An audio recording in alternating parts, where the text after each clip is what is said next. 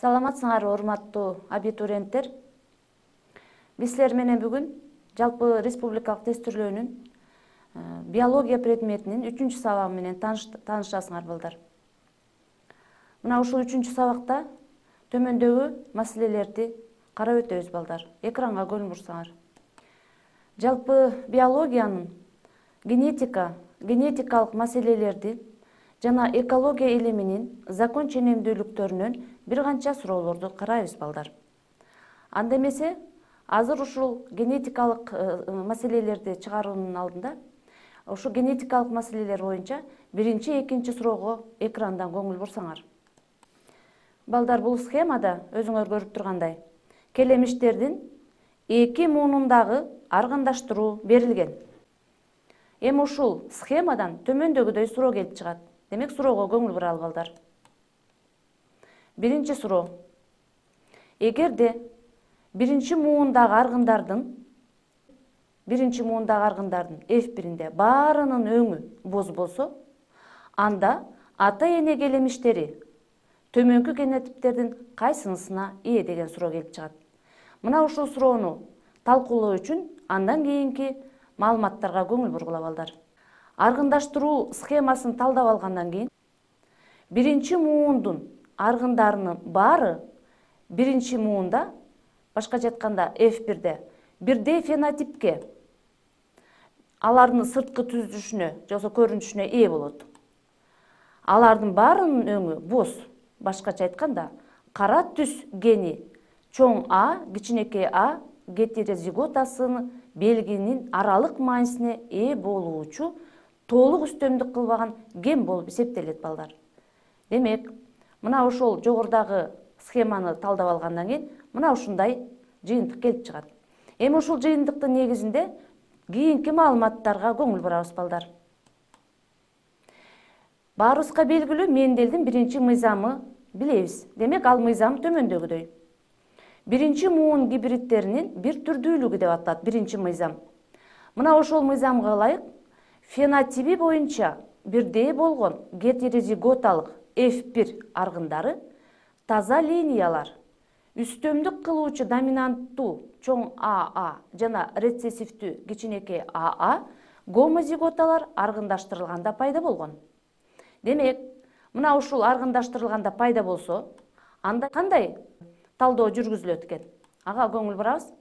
Ата-эненин генотиптери жогорудагы чоң А жана кичинекей АА болгонун А жообу деп билебиз.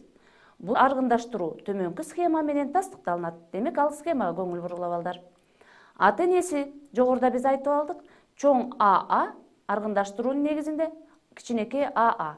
Алар генотипке ажырап кетүү менен бирге кара жана ак генотиптерди берди. Эми ошол учурда алар гаметаларга ажырайт дагы. Ошонун негизинде F1-де төмөндөгүдөй маалыматтар алынды. Чоң А кичинекей А, чоң А кичинекей А, чоң А кичинекей А жана чоң А кичинекей А. Демек, бардыгы тең боз генотипке ээ болду. Демек, балдар, мына ушундай болуп аткарылат экен.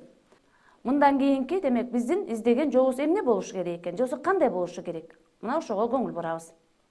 Биринчи суроо, эгерде биринчи муундагы аргындардын баарынын өңү боз болсо, анда ата-эне келемиштери төмөнкү генотиптердин кайсынысына ээ болот деген суроо бар болчу. Эсиңерде бар болуш керек. Кайра ага кайрылып атабыз. Демек, Асы чоң А, кичинекей А, кичинекей А, Бсы чоң А, кичинекей А, кичинекей А, кичинекей А, Всы чоң А, кичинекей А, жана чоң А, кичинекей А, Гсы кичинекей А, кичинекей АА. Демек, мында туура жооп деп биз билет экенбиз А варианты. Мына ошентип биринчи суроонун жообу, демек, А варианты болуп эсептелинет. Эми биз жогоруда айтып кеткенбиз балдар.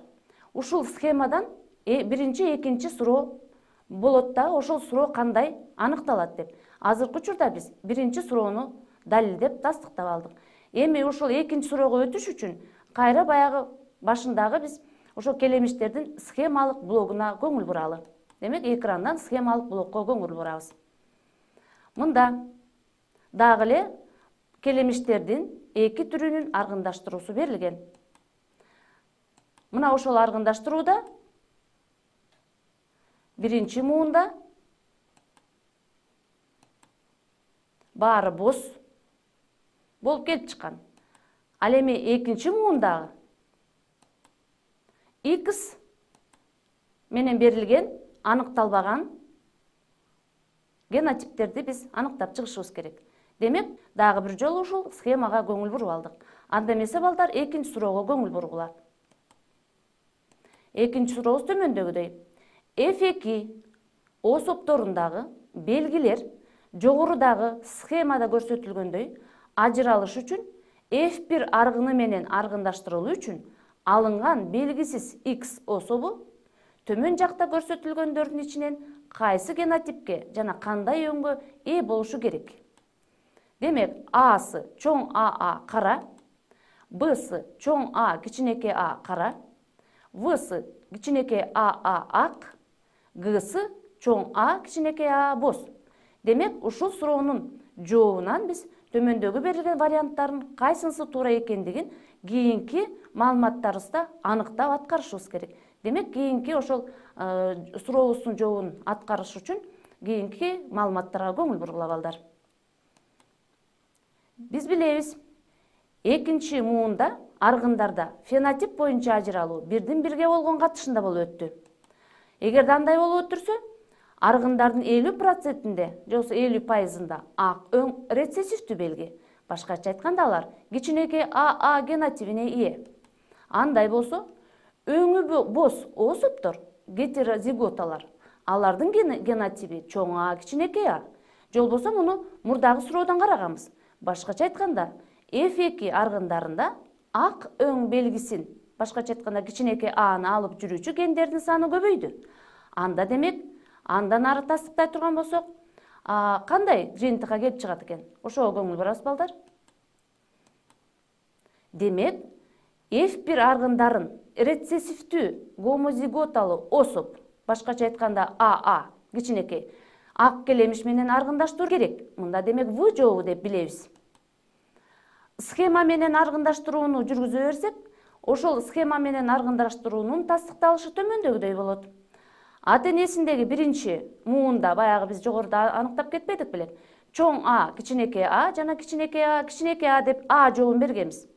Анда демек гаметага ажыроонун негизинде F2-де, жоксо экинчи муунда бардыгы тең чоң А кичинекей А болбостон, чоң А кичинекей А жана эки жолу кичинекей АА, кичинекей АА берилди. Экөө боз жана экөө ак өңдү берди.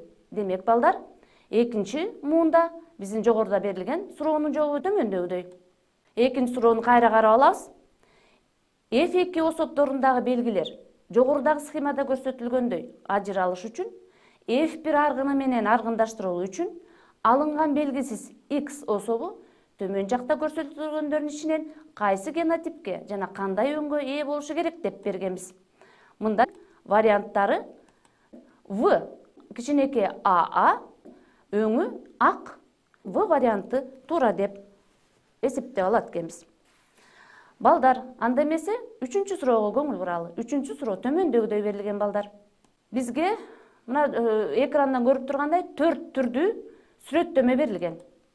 Мында эмне сүрөттөмө берилиптир? Схемалык сүрөттө 1-ден 4-гө чейин биринчи адамдын, экинчи жырткыч айбандын, үчүнчү мите курттун жана төртүнчү чөп жечи айбандын ичегилери көрсөтүлгөн. Ушул сүрөттөрдүн кайсынысы мите курттун ичегисинин узундугуна ылайык келет? Демек, жогоруда көрсөтүлгөн 4 ичегинин түрүнөн, жоксо 4 ичеги бул 4 түрдүү организмдерге тиешелүү экен. Мына ошолордун ичинен биз мите курттун гана ичегисинин узундугуна ылайык экендигин табышыбыз керек. Мына ошого көңүл бурушуңар керек. Асы биринчи адамдыкыбы, Б'сы экинчи жырткыч айбандыкыбы, В'сы үчүнчү мите курттукубу же төртүнчү чөп жечү айбандын ичегисиби? Мына ушул суроону талкуулоо үчүн экранга дагы көңүл бургула балдар.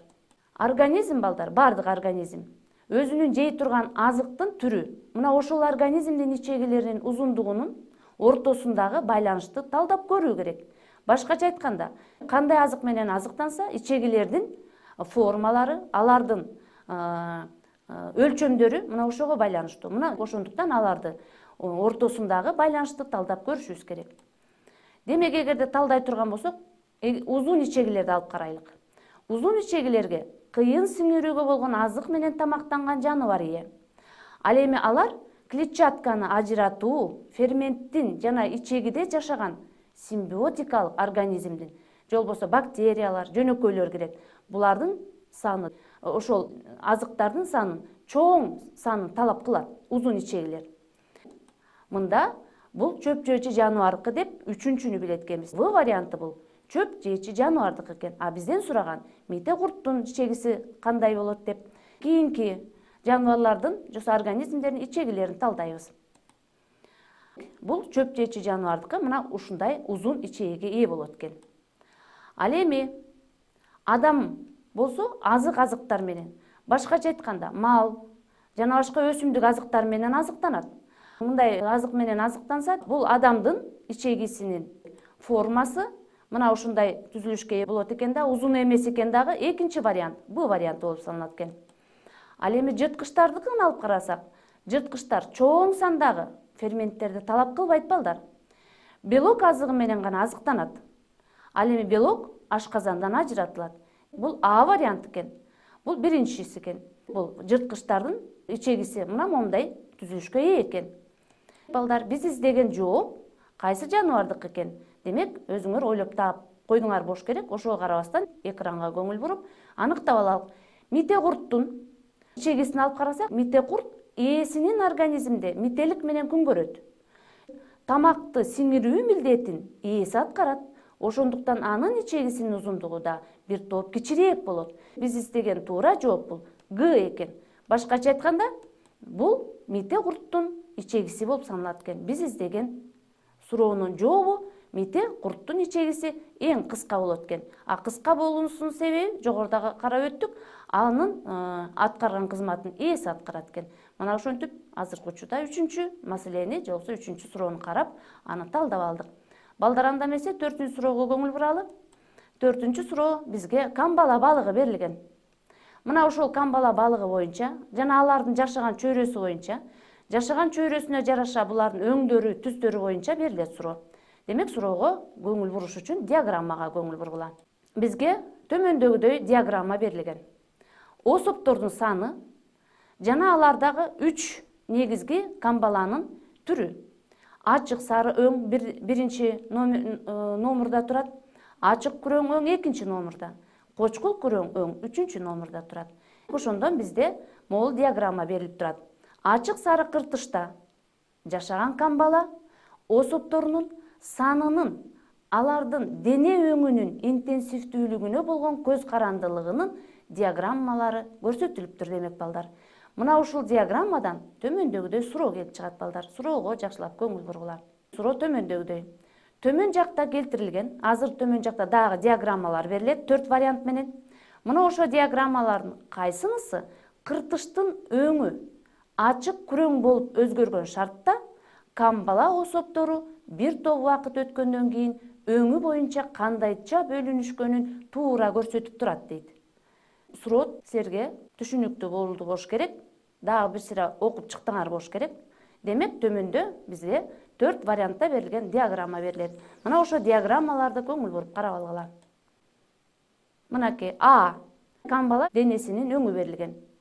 Аасында баягы биз жогоруда карагандай ачык сары түстө жогорку деңгээлде болуп турат, күрөң түстө андан кичирээк болуп турат, жана кара күрөң түстө андан да кичирээк болуп турат.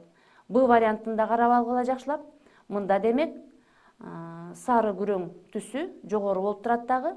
Ошол эле учурда эки түс азайып кеткен болуп атат. В-да демек карагыла, камбаланын денесинин өңүндө үчөө тең бирдей болуп калган учур болуп атат. Ал эми Г-сында камбаланын денесинин өңү кочкул күрөң өңү жогорку деңгээлде болуп турат.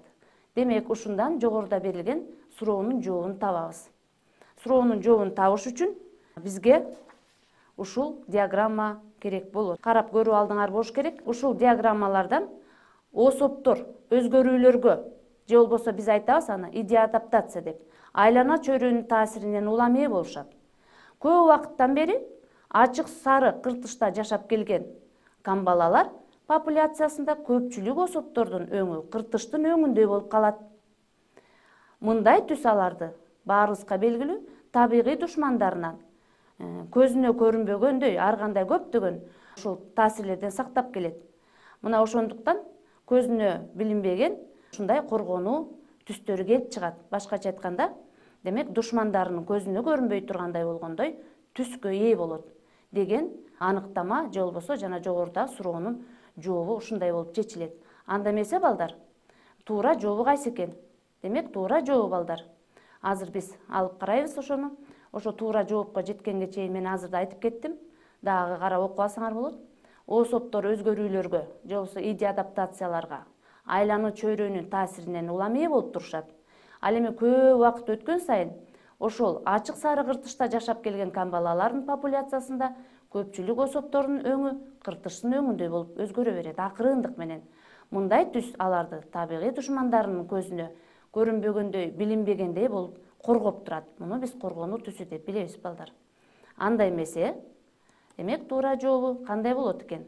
Ага чейин дагы бир анализ жасап көрөлү. Кыртыштын өңү ачык күрөң болуп өзгөрсө дейт, эволюциянын кыймылдаткыч күчтөрүнүн негизинде камбаланын өңү ачык сары түсү карараак болуп калат. Себеби дегенде ал кыртыштан байкалып калат эмеспи? Ошондуктан популяцияда ушундай өңдүү особтордун саны азая баштайт. Андай болсо, кайсы өңдүн саны көбөйөт экен? Өңү ачык күрөң особтор жаңы шартка жакшыраак ылайыкташкан болуп чыгат. Түсү ушундай болгон особтордун саны, башкача айтканда, өңү ачык күрөң сандагы особтордун саны өсө баштайт. Табигый тандалуунун натыйжасында өңү карараак болот дагы, ачыгыраак болот. Мына ушундай болгон особтордун саны азая баштайт. Биз издеген суроонун жообу бул Б экен. Карагыла, демек жогоруда биз аныктаган ошо камбаланын денесинин түзү ачык сары өң азая баштайт экен дагы. Ошол жашаган жерине жараша күрөң сары түстөгү өң көбөйө баштайт экен саны. Ал эми кара күрөң өңдөгү камбаланын саны азая баштайт экен. Демек балдар, мына ушундай 4-чү суроонун дагы жообун аныктап, тастыктап алдык. Кийинки дагы суроого көңүл бургула балдар. Бизге азыктык тизмеги берилиши мүмкүн. Ошол азыктык тизмегинин эң төмөндө аталган организмдердин кайсынысынан башталышы мүмкүн эмес дейт. Ошол варианттарды карайлык. Асы өсүмдүктөр, Бсы вирустар, Всы айбандардын калдыктары, Гсы көк, дат, козу, карындар. Ушул 4 организмдердин ичинен кайсынысынан организмдерде демек азык тизмегин баштоого же болбосо башталышы мүмкүн эмес дейт экен. Ушул суроонун жообун төмөндөгүдөй аныктап алсак болот экен балдар. Азык тизмек балдар негизинен белоктор, майлар же углеводтордун, башкача айтканда мисал ала турган болсок, органикалык заттардын калдыктарынан башталат. Бул баарыбызга белгилүү. Ошол эле учурда эң биринчи катардагы аны керектөөчүлөр, андан ары аны керектөөчүлөр болуп саналат да. Ошондуктан биринчи катардагы керектөөчүнүн консументин организмде энергия пайда болот. Мында биз ВГ жообу деп билебиз. Ал эми ошол азыктык тизмегинде фотосинтездин жүрүшүндө органикалык затты өндүрүп чыгаруучу организм болгон өсүмдүктөрдөн башталат. Бул А варианты деп билебиз балдар. А биздин издеген жообубуз кайсы вариант экен? Бул вирустар экен. Эмне үчүн? Себеп дегенде түзүлүшү клеткалык эмес, зат алмашууга жана АТФтин синтездештирүүсүнө жөндөмсүз микроорганизмдер болуп саналат балдар. Клеткалуу башка организмдердин клеткаларынын ичинде жашап, бул митечилик кылат. Ошондуктан булар өз алдынча өкүм сүрө албайт. Демек, туура жообу бул. Демек, Б экен. Башкача айтканда, вирустардан азык тизмегин же болбосо азык тизмеги башталышы мүмкүн эмес экен балдар. Мына ошентип, бүгүнкү сабакта биз мына ушул 5 суроону карап өттүк.